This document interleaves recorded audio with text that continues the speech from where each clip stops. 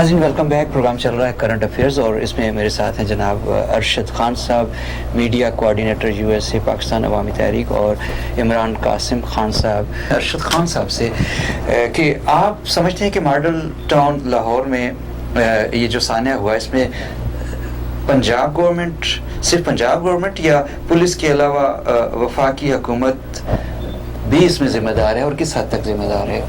جی دیکھیں ارشد صاحب, مسئلہ یہ ہے کہ یہ ان کا اجتماعی معاملہ تھا جی, کیونکہ ڈاکٹر طاہر القادری جو پاکستان آ رہے ہیں تو وہ انہوں نے باقاعدہ انقلاب کے لیے ایک تحریک چلانی ہے. ٹھیک ہے, یہ لوگ ڈرے ہوئے ہیں.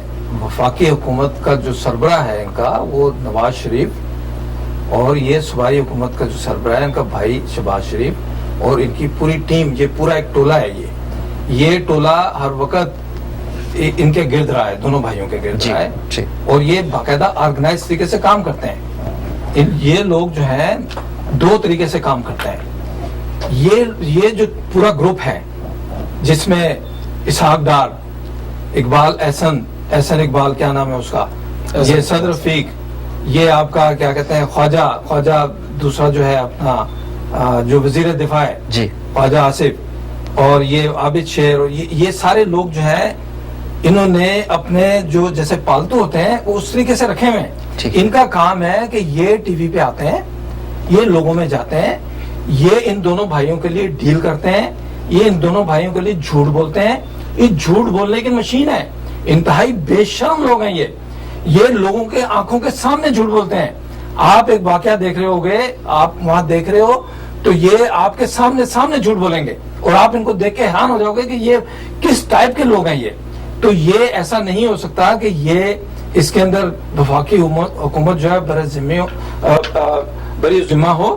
یہ ایسا نہیں ہو سکتا, کیونکہ یہ ٹھیک ہے معاملہ وہاں پر پنجاب میں ہوا ہے, معاملہ جو ہے وہ کراچی میں ہو یا لاہور میں ہو یا بلوچستان میں ہو, بلوچستان کے کسی شہر کوئٹہ میں ہو یا پشاور میں ہو, جو قومی سطح کا واقعہ ہے وہ قومی سطح کا واقعہ رہے گا. اس کے ذمہ داران جو ہیں وہ صوبائی حکومت کے علاوہ قومی حکومت کے لوگ ہیں.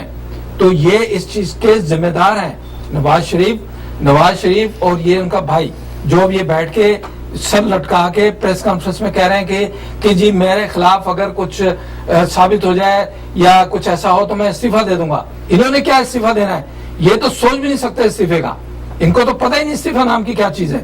یہ تو آئے ہیں وہاں پر آرگنائز, جسے کہتے ہیں کیلکولیٹڈ آرگنائز کرائم کرتے ہیں, یہ فائنینشیل کرائم ان کا یہ وتیرہ رہا ہے. یہ ملک کی کوئی خدمت نہیں ہے ان کی. انہوں نے پاکستان کے اداروں کو یہ پہلے بھی بیچ کے کھاتے رہے ہیں اور اب بھی بیچ کے کھا رہے ہیں. تو یہ پاکستان کے لیے کیا کریں گے, کیا کرنا چاہتے ہیں, یہ سب کے سامنے ہے.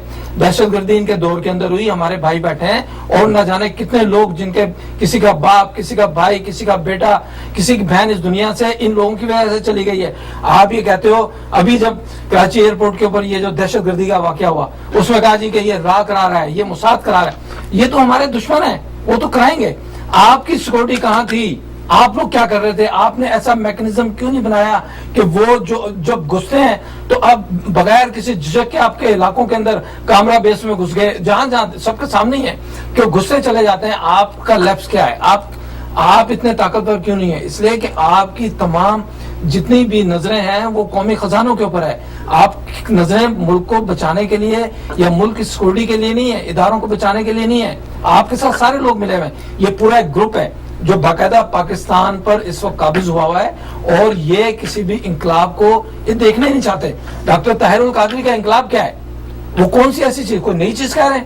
انہوں نے وہ چیزیں بتائی ہیں, آئین جو ہے پاکستان کا آئین, اس کے تحت ان کے انقلاب کے اندر غریب آدمی کو روزگار دیا جائے گا, غریب آدمی کو گھر دیا جائے گا, غریب آدمی کو کپڑا. یہ اس کی مخالفت کر رہے ہو. یہ یا تو تم پرووائڈ کر دو, اگر تم پرووائڈ کر رہے ہوتے تو آج اس کی ضرورت نہیں ہوتی. تم نے تو اس ملک کا بیڑا گرک کر دیا ہے, سارا خزانہ لوٹ کے اس ملک سے لے کے جا رہے ہو. تو یہ کیا کہتے ہیں, اس طریقے سے نہیں چلنے دیا جائے گا. تو پاکستان کے معاملات میں جہاں بھی اس قسم کے واقعات ہوں گے, جو دہشت گردی ہوگی, یہ پولیس کی مسلح دہشت گردی ہے, جو کہ جس میں کہا جاتا ہے کہ نون لیگ کے ٹرینڈ لوگ اس کے اندر وردیوں کے اندر ملبوس تھے اور انہوں نے باقاعدہ, اور یہ آپ دیکھیں پولیس پاکستان کی اتنی بربریت نہیں کر سکتی جس طریقے سے انہوں نے کیا ہے. اور اگر پولیس ایسا کر رہی ہے تو پولیس کے لیے تو میں نے کہا ہے کہ ان کا ننگا کر کے چوراہے پہ لٹکا کے اور بچوں سے پٹوایا جائے. تو یہ برابر کے ذمہ دار ہے, وفاقی حکومت برابر کی ذمہ دار ہے اس میں. عمران صاحب, آج اپنے والد صاحب سے بات تو ہوتی رہتی ہے, لیکن کراچی سانحے میں کون لوگ ملوث ہیں اور اس وقت کیس کی پروگرس کیا ہے؟ کیس کی پروگرس تو جہاں تک کہ لگنے کہ کوئی جس طریقے سے باقی کیسز ہو رہے ہیں پاکستان میں, بڑے بڑے کیسز, وہی سارے سیم الزامات طالبان پہ لگائے جا رہے ہیں اور یہی شو کیا جا رہا ہے اور ٹیلی ویژن پیغام آ جاتا ہے جی طالبان نے ذمہ داری قبول کر لی ہے. تو لیکن ہے کہ اس کی وہی ایف آئی آر طالبان, اور میں نے سنا وہ شاہد اللہ شاہد جو ان کے اسپوکس مین ہیں ان کے خلاف انہوں نے ایف آئی آر کاٹی ہے. ایک طرف وہ قبول کر رہے ہیں, دوسری طرف جو ہے کہ ازبک اسلامی کوئی موومنٹ جو ہے ان کی وہ قبول کر رہے ہیں, اور دوسری طرف ٹیلی ویژن میڈیا اور جو جس سے ہو سکتا ہے وہ کوئی کوشش کر رہا ہے انڈیا کا اسلحہ شو کر کے انڈیا پہ لگانے کی. حکومت کہہ رہی ہے جی ہمارے تعلقات خراب کرنے کی کوشش کی جا رہی ہے, لیکن یہ کہ ایک کوئی بیسیکلی کوئی فیس نہیں آ رہا ہے سامنے کسی چیز کا, لیکن ایک نہ کوئی یہ نہیں کہ بتانے کی کوشش نہیں کر رہا ہے صحیح معنوں میں پبلک کو کون لوگ ملوث ہیں, کیا ہوا ہے کیا نہیں ہوا ہے. لیکن گورنمنٹ اس چیز کے اندر لگتا ہے بالکل سنسیئر نہیں, کسی چیز کو شو اپ نہیں کر رہی ہے. ٹھیک ہے. ارشد خان صاحب, اب تک عوامی تحریک کی طرف سے ایف آئی آر کیوں درج نہیں کرائی گئی؟ دیکھیں, اس معاملے کے اوپر ڈاکٹر طاہر القادری نے ایف آئی آر کے سلسلے میں واضح طور پر کہا ہے کہ یہ F I R Nawaz Sharif, Shahbaz شریف اور اس کے 8 جو گرگے ہیں ان کے خلاف کٹے گی. اچھا. اور انہوں نے اپنی آمد سے پہلے, اس واقعے سے پہلے, انہوں نے وہاں سے بیٹھ کر پاکستان پہنچنے سے پہلے, ابھی تو نکلے نہیں ہیں, تو روانگی سے پہلے 1 ہفتہ پہلے انہوں نے کہا تھا کہ اگر مجھے کچھ ہوا تو یہ لوگ ملوث ہوں گے اس میں, یہ ذمہ دار ہیں, ان کے خلاف ایف آئی آر کٹے گی.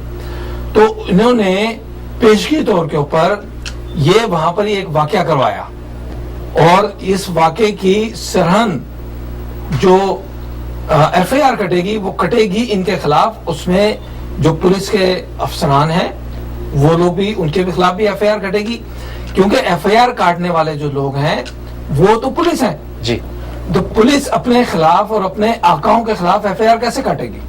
یہ تو ایف آئی آر بڑے طریقے کے ساتھ اور اپنے حساب سے کٹے گی, اور جب یہ کٹے گی تو میں نے آپ کو کہا ہے کہ ان کو ملک چھوڑ کر بھاگنے نہیں دیا جائے گا, ان سے ایک ایک قطرے کا خون کے ایک ایک قطرے کا حساب لیا جائے گا. تو یہ ایف آئی آر اسی طریقے سے کٹے گی جس طریقے سے کٹنی چاہیے. انہوں نے اپنی مدعیت میں, پولیس نے وہاں پر دہشت گردی کی, لوگوں پہ گولیاں چلائیں, لوگوں کو بہمانہ طریقے سے وہاں پر مارا, بوڑھوں کا, بچوں کا, کسی کا خیال نہیں کیا. سب کچھ ٹی وی پہ نظر آ رہا ہے, ہر چیز پکچرائز کر لی گئی ہے, ہر فوٹیج لوگوں کے سامنے ہے اس وقت, کوئی ڈینائی نہیں کر سکتا. یہ جھوٹے مکار یہ لوگ کہتے ہیں کہ جوڈیشل کمیشن, وہ وزیر اعلیٰ کہتے ہیں جوڈیشل کمیشن بنا دیا جائے, اور دودھ کا دودھ پانی کا پانی, دودھ کا دودھ پانی کا پانی تو جب ہوگا کہ جوڈیشل کمیشن کا کوئی فیصلہ ہے. وہ تو آتے ہیں, یہ تو آپ نے پلان پہلے ہی بنایا تھا کہ پہلے ان پہ حملہ کراؤ, ان کے لوگوں کو مارو, دہشت گردی کرو, اور اس کے بعد جوڈیشل کمیشن بنا کے اور کہہ دیا جائے گا کہ جی ٹھیک ہے اگر میرے اوپر بھی کچھ آتا ہے تو میں ریزائن کر دوں گا. تو جوڈیشل کمیشن نے تو آج تک کچھ نہیں کیا. یہ کمیشن نہ پہلے کچھ کر سکا ہے نہ آج کچھ کرے گا. تو لہٰذا ایسے کمیشن کو ہم نہیں مانتے. ہم کیا کہتے ہیں, اس قسم کی کسی چیز کو نہیں مانتے. ہم تو سیدھی سیدھی بات کرتے ہیں کہ جن لوگوں کو ٹی وی کے اوپر فوٹیج میں دیکھا گیا ہے, ایف آئی آر کاٹو, ان کو لٹکاؤ, ان کو بند کرو. اس میں پولیس افسر جو لوگ بھی شامل ہیں ان سے تحقیقات کرواؤ کہ کن کے حکم کے اوپر کیا ہے. رانا ثناء اللہ جو ہے اس پنجاب کا وزیر قانون ہے, اس کے آرڈر کے بغیر پولیس وہاں نہیں جا سکتی. اس نے ٹی وی کے اوپر خود ایڈمٹ کیا ہے کہ وہاں پر جو سینٹر ہے, معراج القرآن کا جو سینٹر ہے, وہاں پر یہ کیا کہتے ہیں اس کا اسلحہ تھا. وہاں پر یہ اس نے خود ایکسیپٹ کیا ہے کہ وہاں پر مختلف چیزیں تھیں, وہاں پر کیا کیا کیا جاتا ہے. تو ہم نے, وہ کہتا ہے کہ جی بیریئر لگا کے یہاں پر نو گو ایریا بنا دیا گیا ہے. رانا ثناء اللہ अपनी शक्ल देखो और अपने इलाके को देखो, अपने घर को देखो और अपने जो बॉस है उनकी शक्लें देखो, उनके घरों को देखो, किस तरीके से बैरियर लगा के वहां पर तुमने ये नो गो एरियाज बनाए हुए हैं। तुम कहते हो कि ये नो गो एरियाज है। नो गो एरिया वो होता है कि जहां पर कोई आदमी दाखिल ना हो सके। ये तो वो जगह है कि जो सड़क के साथ, जो कि हाई कोर्ट के हुक्म के मुताबिक कि यहाँ पर लोगों को आसानी हो जाने के लिए घरों के आगे बाकायदा इस तरीके से सेंटर के आगे बैरियर लगाया है। अल्लामा साहब के घर के आगे बैरियर इस तरीके से लगाया गया था कि वहां पर कोई कार्रवाई ना कर सके। ये मतलब नहीं है कि आप जनाब क्या कहते हैं इसका आपके लिए नो गो 4 साल के बाद आपको आज नो गो एरिया नजर आ रहा है, जब वो अल्लामा साहब पाकिस्तान यू डरे हुए हो तुम लोग, कावड़ लोग हो तुम लोग। नाज़रीन लेते हैं एक छोटी सी ब्रेक, मिलते हैं ब्रेक के बाद।